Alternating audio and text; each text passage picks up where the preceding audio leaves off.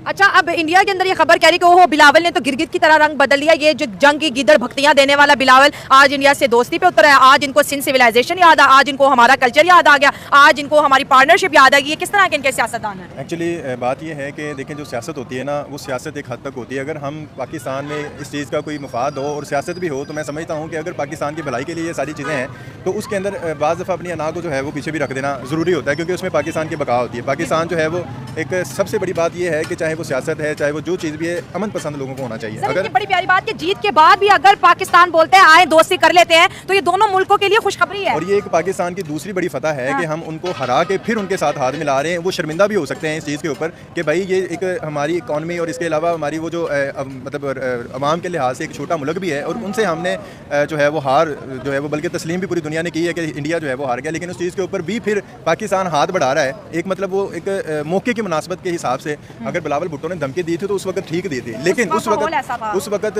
चूँकि गहमा गहमी का दौर था और जंग के हालात थे और वो सारी चीज़ें जो है वो मद्देनजर रखते हुए उनका ये जवाब देना बड़ा लाजम था। लेकिन जब अब चूँकि माहौल बिल्कुल एक नॉर्मल है, शांति है, तो उस लिहाज से बिजनेस पॉइंट ऑफ व्यू को देखना चाहिए और आगे जो है वो बढ़ना चाहिए। मैं समझता हूँ कि अगर बिजनेस पॉइंट ऑफ व्यू के लिहाज से अगर सारी चीज़ें बेहतर हो सकती हैं, तो उनको ये चीज़ें जो है वो कोलिब्रेशन करना चाहिए, हाथ मिलाना चाहिए और आपस में जो है वो दोनों मुल्कों को जो है वो बिजनेस भी करना चाहिए, तजारत भी करनी चाहिए, ताकि बिलावल ने जो बात किया है उसमें हम 100% एग्री करते हैं और ये इस चीज़ को लेते हैं कि ये बड़ा पॉजिटिव उनका क्वेश्चन है और बड़ी पॉजिटिव बात है, क्योंकि इंसानियत ही सबसे बड़ी चीज़ है, इंसानियत ही सबसे ज़्यादा अहमियत रखती है। लड़ाई झगड़ों में बाकी कुछ नहीं पड़ा। और देखा जाए सिंध सिविलाइजेशन की बात की जाए तो हिंदू तो पैदा ही सिंध में हुआ है, इनकी तो जो टोटली जनरेशन हिंद है और सिंध से हिंद है। और हमने कभी भी इंडिया के बारे में नेगेटिव नहीं सोचा, कभी भी पाकिस्तान पीपल्स और जितनी भी पाकिस्तान जनरेशन है, हमने कभी ये नहीं सोचा कि इंडिया के खिलाफ या कभी भी ये सोचा कि नहीं हमें इंडिया को तबाह करना है, इंडिया को बर्बाद करना है, ये ऐसी कभी भी नेगेटिव थिंग। क्योंकि हम मुसलमान हैं, इंसानियत को हम ज़्यादा तरजीह देते हैं, ईमान की सलामती से जीना चाहते हैं, खुश रहना चाहते हैं और खुश रखना चाहते हैं। मगर पता नहीं ये हिंदू जो कैसे इनके अंदर एक नेगेटिव थिंग्स चल रही है,